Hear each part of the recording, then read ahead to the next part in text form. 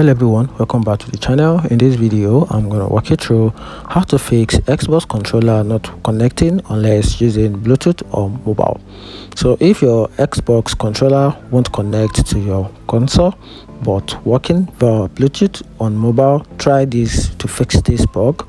So the first step is to restart your Xbox controller, then turn off your Xbox and unplug for 30 seconds, then remove the battery from your controller.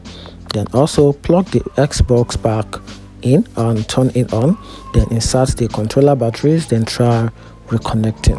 Then the step 2 is to repair the controller to Xbox. So turn on your Xbox and controller, then hold the pair button on the Xbox next to the USB port until the light blink, then hold the pair button on the controller until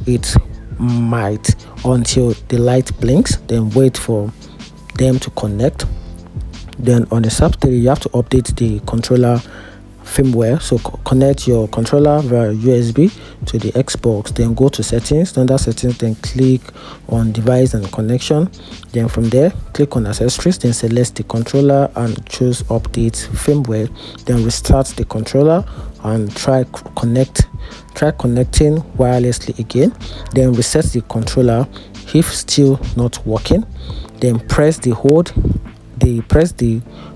hold the X button on the controller for 30 seconds to turn it off, then turn it back on, then try pair again.